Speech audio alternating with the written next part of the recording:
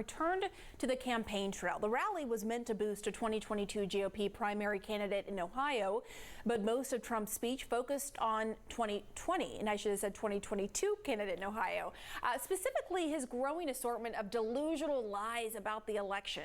This morning, Republican Senator Mitt Romney gave his view of the spectacle. There's a growing recognition that this is a bit like WWF, that it's entertaining. But it's not real. And I know people want to say, yeah, they believe in the big lie in some cases, but I think people recognize that it's a lot of show and bombast, but it's going nowhere. The election is over. It was fair. For more on this, I'm joined by Republican Congressman Adam Kinzinger. Congressman Kinzinger, thanks for coming on the show. So what do you think about Senator Romney, what we just heard, that this is just entertainment that's going nowhere? Because you contrast that with what we saw last night. A pretty big crowd showed up. Clearly, this movement did not lose steam from Trump's defeat or from his mishandling of the pandemic or the insurrection. What do you say? Yeah, I mean, I hope he's right. There's a lot of people, though, that I've talked to, that are mad at me for just telling the truth, which used to be a pretty basic, low bar, that really truly believe that Donald Trump was elected president again. And what you saw yesterday was a recycling of all his old talking points. It was a rally of a loser president. I mean, he's the first president to lose re-election in decades. And I don't know why these folks would go there and in essence, ogle at, and in many cases, just short of worship a loser. But they did. And the interesting thing is, he didn't talk much about the candidate running against Anthony Gonzalez, who's a fantastic person, Anthony is.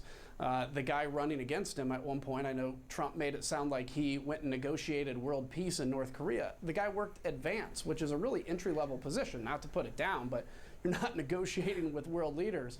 And then he went off into old, recycled talking points. So, look, but the problem is, again, people believe this. They really do, and there's enough people, frighteningly, that believe he's going to be president in August.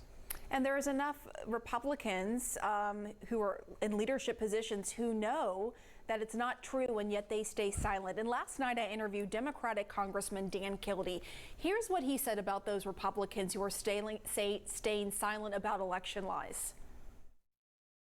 It's really difficult to hold them in any level of respect when they are participating in a lie by not denouncing it, by pretending it's true, or at least allowing others to think it's true. They have a responsibility to speak truth, and they're not doing it. And it's very tough to look at them in the same way that I used to. You have obviously not been one of those Republicans. You have been very outspoken against these lies, but do you share that same sentiment about members of your own party? Sadly, to some extent, yeah. I mean, they're friends with a lot of people, of course, and a lot or whatever, but there's just so many that either don't say anything and kind of, bury their head a little bit, or they tacitly kind of go along with the big lie because it's really difficult to stand in front of a crowd that doesn't want to hear the truth and tell them the truth. But that's the problem, is when you're elected as a leader, it's exactly that. You have to lead. I mean, yes, we need to know what our constituents think, what they want us to do. How do we advocate for our district? But if nobody is taking the role of leader and leading people a certain way, telling them the truth when the republic is at risk, which it truly is right now, then you can't expect anything but what you saw last night, which is thousands of people that believe the election was stolen because they don't hear people telling them otherwise. You can take me and Liz Cheney, and if it's just us, you can demonize us and say we're the aberration.